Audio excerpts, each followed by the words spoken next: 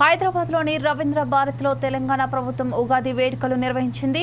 ఈ కార్యక్రమంలో CM Revanth, deputy CM Mallu Bhatti Vikramarka, పలువురు మంత్రులు, అధికారులు పాల్గొన్నారు. ఈ సందర్భంగా సీఎం మాట్లాడుతూ దేవాదాయ శాఖ, పర్యాటక శాఖ ఆధ్వర్యంలో ఉగాది పంచాంగ శ్రవణం చేపట్టారని అన్నారు. ఈ కార్యక్రమం నిర్వహించిన అధికారులను అభినందిస్తున్నామని తెలిపారు.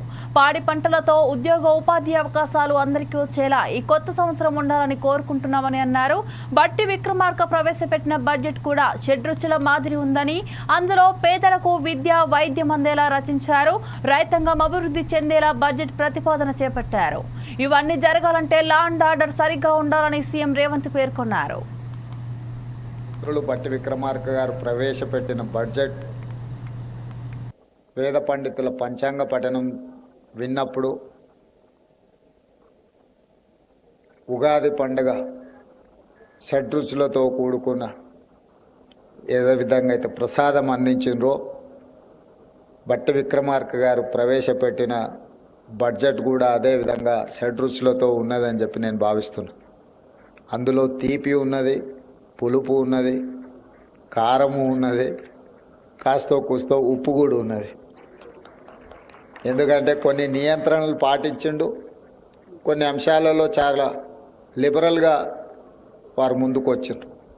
యువత ఉద్యోగ ఉపాధి అవకాశాలు కల్పించడంలో కానీ, రైతులు పండించిన పంటకు సంపూర్ణ సహకారాన్ని అందించి గిట్టుబాటు ధరలు ఇచ్చి పంటలని, వ్యవసాయాన్ని ప్రోత్సహించాలని, అదేవిధంగా పేదలకు వైద్యాన్ని అందించాలని, నిరుపేదలకు విద్యను అందుబాటులోకి తీసుకురావాలని వారి బడ్జెట్లో విద్య, వైద్యానికి, వ్యవసాయానికి, పరిశ్రమలకు ఉద్యోగ ఉపాధి అవకాశాల కల్పన కోసం అత్యధికంగా వారు నిధులను కేటాయించడం జరిగింది.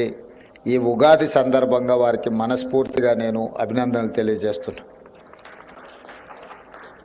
ఇవన్నీ నెరవేరాలి అని అంటే, పెట్టుబడులు రావాలి, అభివృద్ధి జరగాలి అంటే శాంతి భద్రతలు పూర్తి స్థాయిలో అమలు చేయాలి.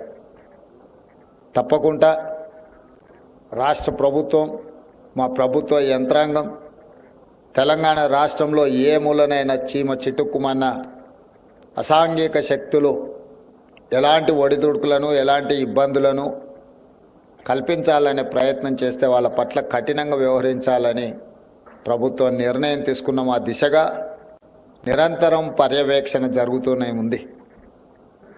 ఈరోజు పాలన పరంగా ప్రభుత్వపరమైన నిర్ణయాలు, ప్రజల సంక్షేమం కోసం, తెలంగాణ రాష్ట్ర అభివృద్ధి కోసం నిరంతరం మేము శ్రమిస్తూనే ఉంటాం. మా మంత్రివర్గ సహచరుల సహకారంతో, మా శాసనసభ్యులందరినీ అండగా నిలబడడంతో ఈరోజు ఈ కార్యక్రమాలను నేను, మా ఉప ముఖ్యమంత్రి వర్యులు భట్టి విక్రమార్క గారు జోడెద్దుల్లాగా రాష్ట్రాన్ని అభివృద్ధి పదం వైపు నడిపించడానికి నిరంతరం ప్రయత్నం చేస్తున్నాం.